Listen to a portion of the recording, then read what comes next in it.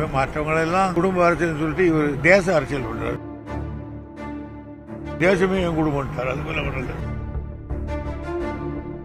ஜெயக்குமாரி எப்பவுமே அப்படிதான் எதையாவது தமாஷா பேசுவார். மோடி அவர்கள் தமிழ்நாடு வந்த பொழுது திமுக மீது கடுமையான விமர்சனம் முன்வைத்தாரு. வெள்ளத்தின் போது திமுக மக்களுக்கு உதவி செய்வதற்கு பதிலாக அதிக அளவுல துயரத்தை ஏற்படுத்தியது அப்படிங்கிற ஒரு கருத்தை பதிவு பண்ணியிருக்காரு. வெள்ளத்தில் பாதிக்கப்பட்டவர்களுக்கு உதவியவர்கள்,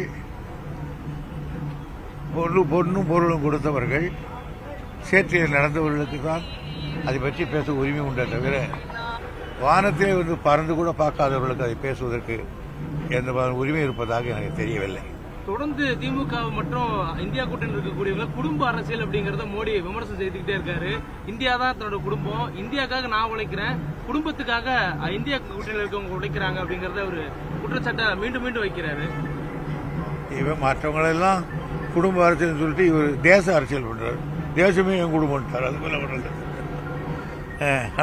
தொடர்ந்து இந்த குடும்ப அரசியல் இருக்கவங்க கொள்ளடிச்சக்கூடிய சொத்து எல்லாம் இந்த வரக்கூடிய 5 ஆண்டுகள் ஆட்சி அமைக்கும் போது மீண்டும் மக்களுக்கு கொடுக்கறது என்னுடைய கேரண்டி அப்படிங்கறது சொல்றாரு.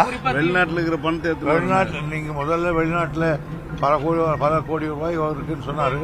கொண்டு வந்து எல்லாருக்கும் 5 லட்சம் கொடுக்கறேன்னாரு. அதை பண்ணிட்டு இந்த வேலைக்கு வர சொல்லுங்க.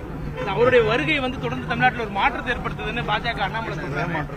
பின்னா அவர் எங்க தலைவர் வந்தார், மாற்றம் ஏற்படுத்தலாம் சொல்லுவாரு. அது அவங்க கட்சியில் அப்படிதான் சொல்லுவாங்க. கூட்டணி முடிவு பண்ண முடியாம இருக்கு சார். தொடர்ந்து பேச்சுவார்த்தை நடந்துகிட்டே இருக்கு திமுக கூட்டணியில. ஆமா, வழக்கமா முன்கூட்டியே முடிக்கக்கூடிய திமுக கூட்டணியா இருக்கும். தொடர்ந்து இந்த பேச்சுவார்த்தை நீடிக்கிறதுக்கு காரணம் என்ன?